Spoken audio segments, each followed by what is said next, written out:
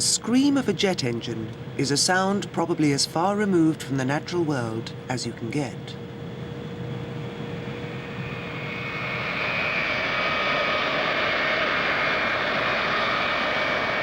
In March of 1991, Stansted in Essex was opened as London's third major airport.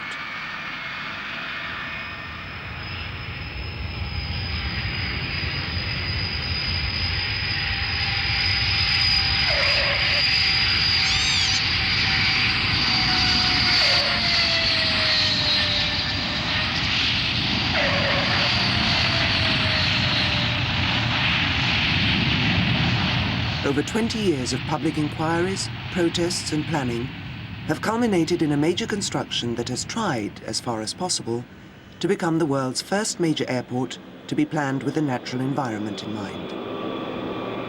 Today, the plains and wildlife seem to exist in relative harmony.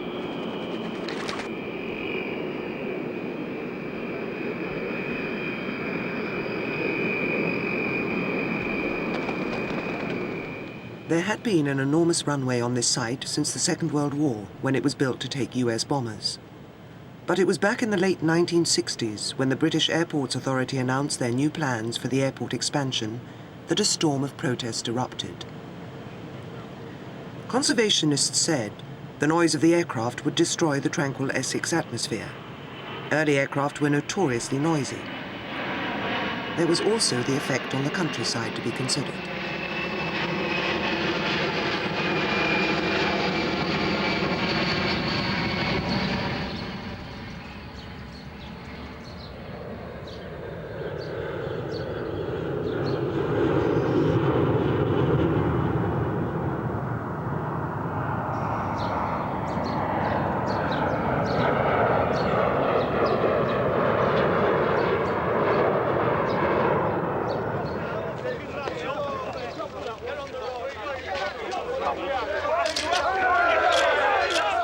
Public opinion was divided, and the anti-airport protesters were countered by those people who thought the airport would bring much-needed prosperity to the area.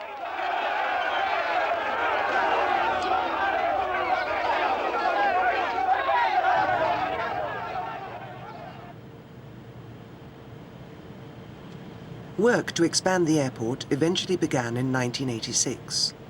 A runway long enough for Concorde and a terminal as big as Trafalgar Square and able to cope with 1.6 million people a year were about to become a reality.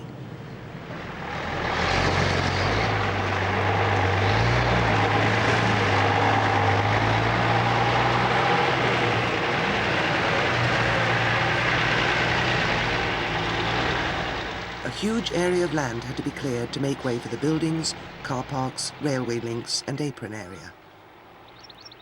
The bulldozers moved in, and in scraping off the topsoil, inadvertently created the ideal nesting site for one of Britain's rarest birds. This barren, stony waste is just the sort of place that the little ringed plover prefers to lay its eggs, which are perfectly camouflaged to blend in with their pebbly surroundings. Once the eggs hatch, she will have to lead her chicks off to a safer place. This area is soon to be turned into a car park. When the new airport was planned, ecologists were called in to give advice on how to try and preserve some of the natural environment. It was decided that some of the topsoil should be relocated to conservation areas within the new complex.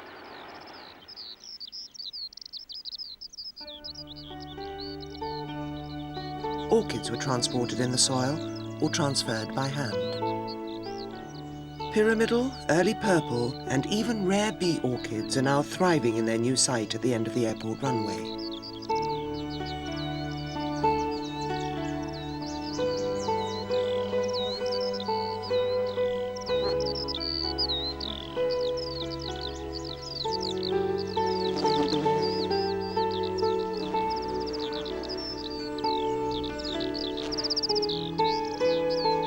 With them came the unusual Essex clover and a whole host of more common meadow plants.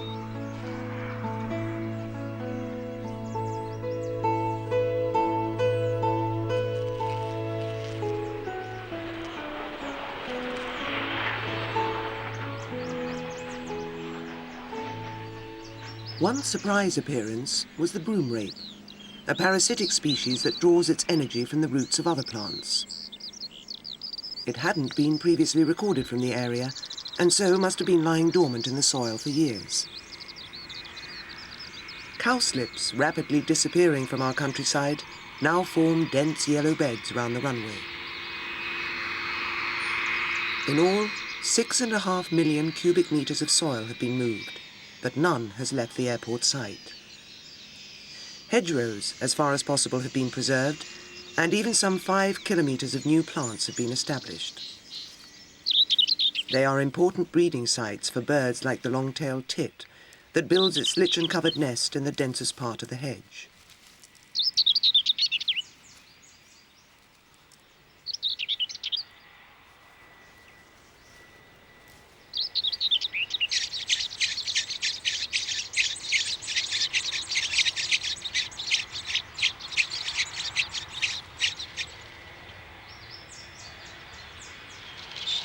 The lesser whitethroat also raises its chicks within the safety of the hedgerow, in spite of the noise.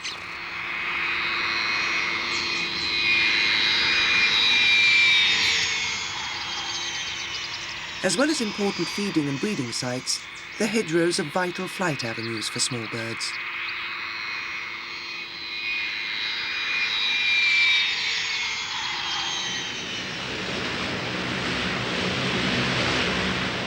The wildlife at Stansted extends right to the edge of the noisy runways.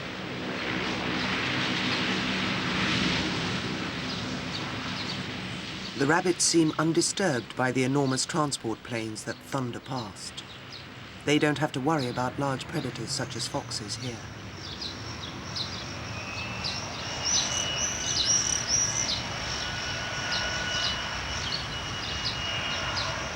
The perimeter fence keeps out most of their natural enemies very effectively.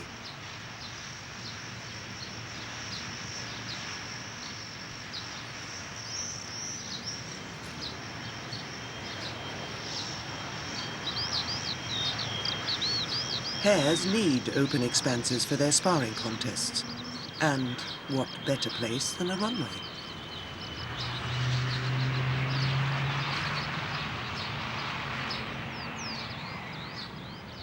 Nest boxes have even been fitted to the fence in order to encourage small birds like the blue tit.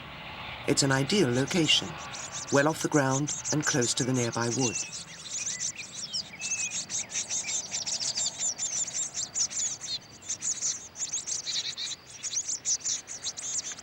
Within the safety of the box, the chicks are being fed on a diet of caterpillars and other small insects.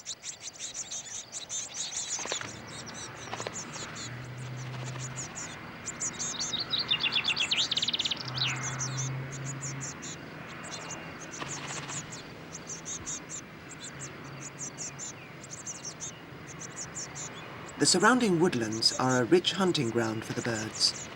The birds are particularly fond of the small green moth larvae that live in abundance in the trees in early summer. Once the chicks have been fed, their fecal sacs are removed in an effort to keep the nest clean.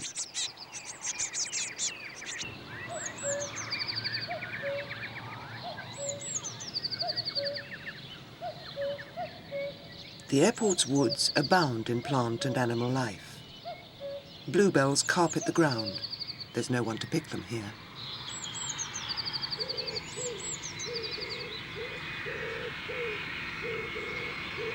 A tawny owl looks on. It's used to the planes passing low overhead.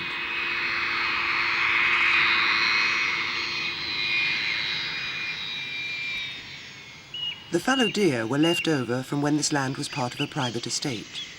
There was a time when they could be seen feeding right next to the old runway, but with the expansion of the airport, they had to be kept behind the perimeter fence, well out of harm's way.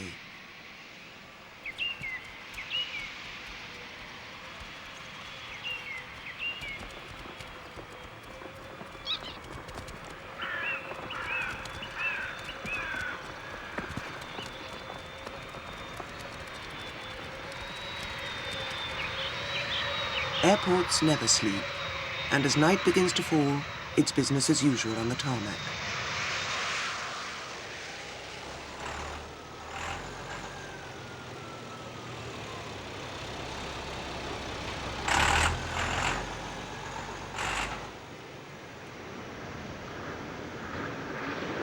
It's now that the tawny owl hunts for voles and mice.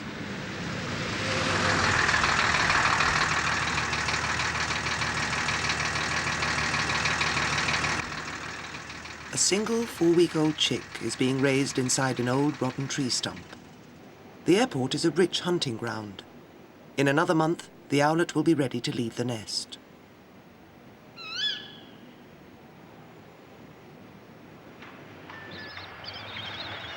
As soon as it's light, the kestrel brings her chicks their first meal of the day.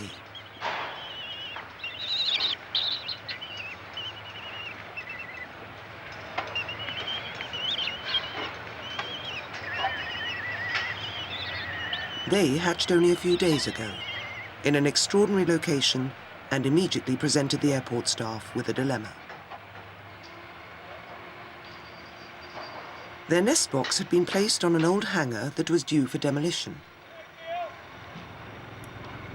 It was decided to leave the entire panel, box and all, and then demolish the rest of the old building.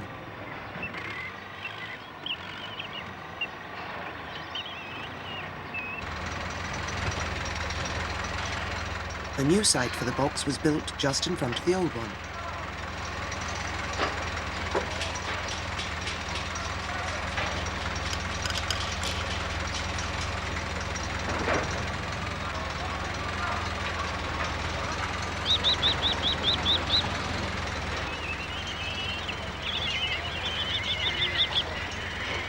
The male bird watches while his mate remains with their chicks.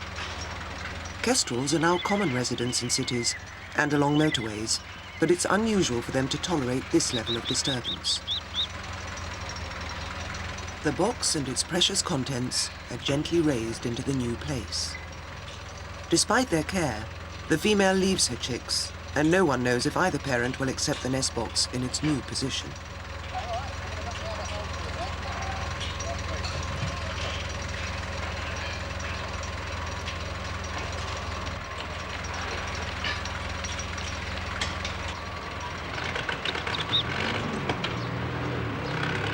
But within minutes of the move, the female is back and seems totally unconcerned that her nest has been relocated.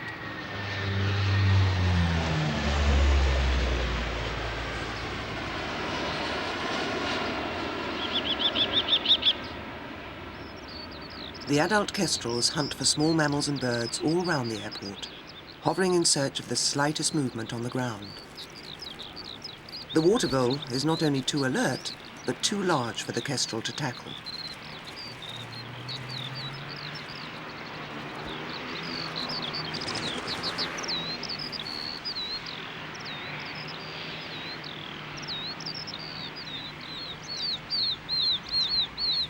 But the newly hatched partridge chicks are at risk.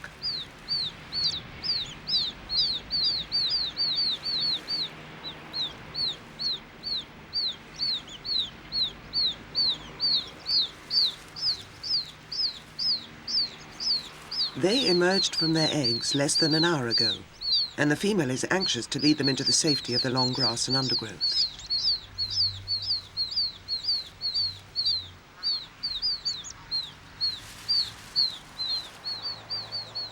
The chicks instinctively follow their mother, provided, of course, they can see her.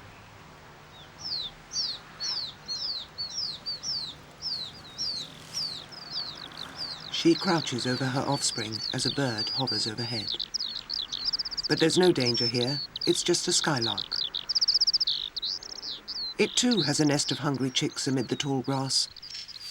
They beg for food only when she's at the nest. When she leaves, they fall silent to avoid detection.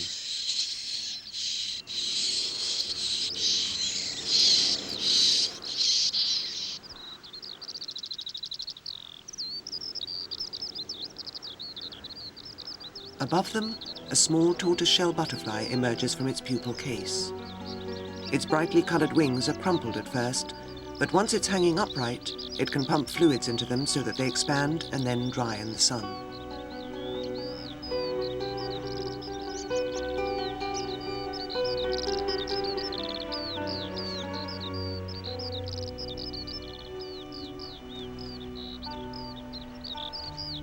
Its long, coiled tongue is vital for probing deep inside flowers to reach the sugary nectar.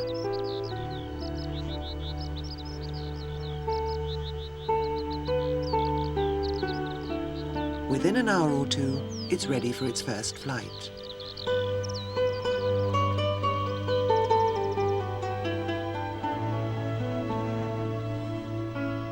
With a lifespan of over a year, small tortoiseshells are one of our longest-lived butterflies. They'll often hibernate over the winter in houses or here in hangars and be ready to breed in the following spring.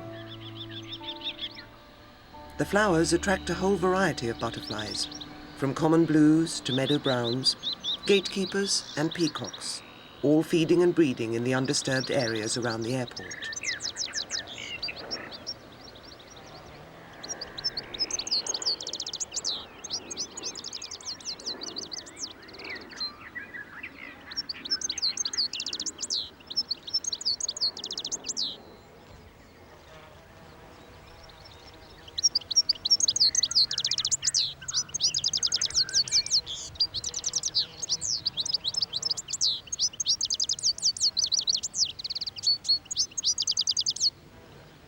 Several small ponds have been preserved or created in these areas in order to provide a valuable habitat for aquatic life.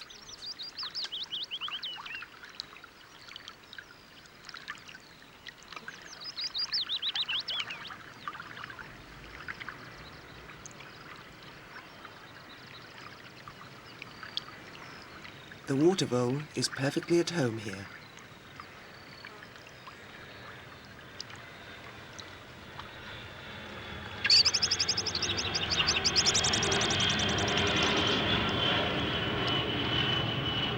The only thing that disturbs the summer peace is the planes passing overhead, and the wildlife seems to get used to that.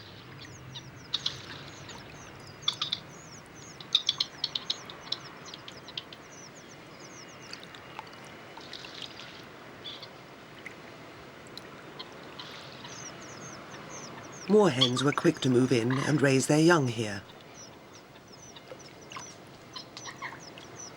Their chicks are only 2 or 3 days old, and they watch attentively as their parents pick over the weed in search of insect food.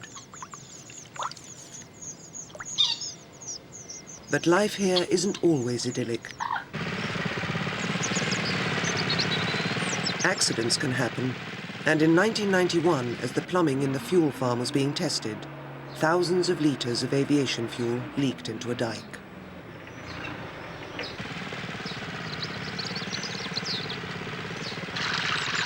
The clean-up operation began almost immediately. For some voles and birds, it was already too late.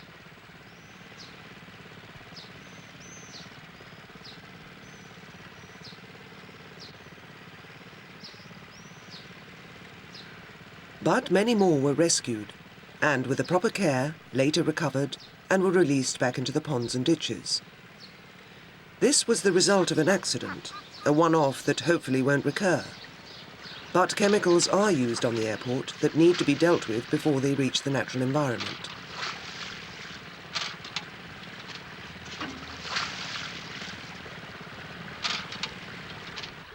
Glycol is used to stop planes from freezing up.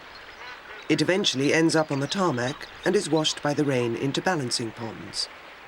Here, air is bubbled into the water to break up the glycol and breathe life back into the pool.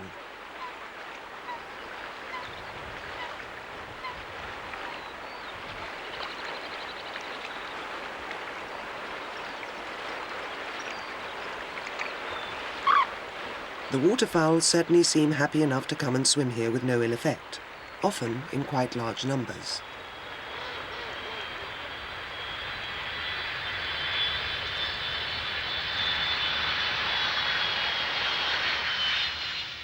The kestrels are still busy rearing their chicks. They're now almost 4 weeks old and growing well. 3 more recruits with a vital role to play in safety at Stansted. The sight of a hovering kestrel is enough to keep away many smaller species of birds from the runways. Bird strikes are a serious problem for the air crews. A bird sucked into an engine or breaking a windscreen is both expensive and dangerous.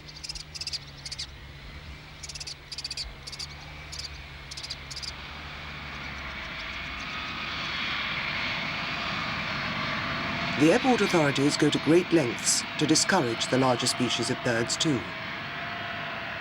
Inside the Land Rover is a recording of the alarm calls of the more serious bird pests. A few minutes of playing time and the airport is usually cleared.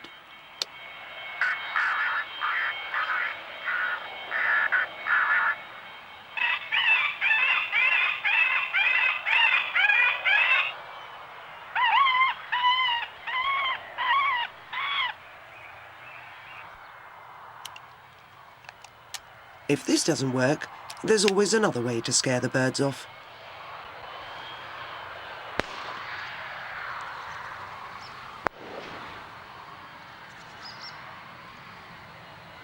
The lapwings quickly get the message and take to the air. No doubt they'll be back, but in the meantime the airport will be a safer place for the pilots taking off and landing.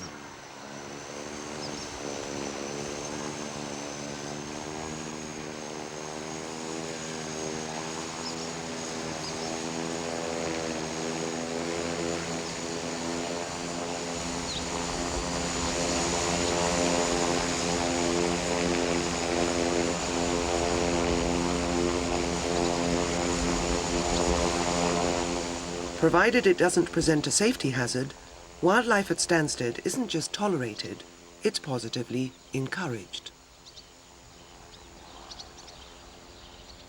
Even at the planning stages, enormous lengths were gone to try and minimize the effect that such an enormous construction venture would have on the countryside. Some destruction was inevitable, but at least some habitats have been moved, preserved, or even created. The last of the 250,000 broadleaf trees that have been planted here are put into place.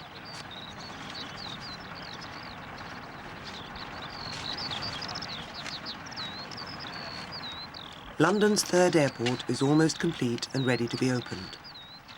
It will stand as a tribute to the achievement of engineering and conservation, a role model for future large-scale development in our diminishing countryside.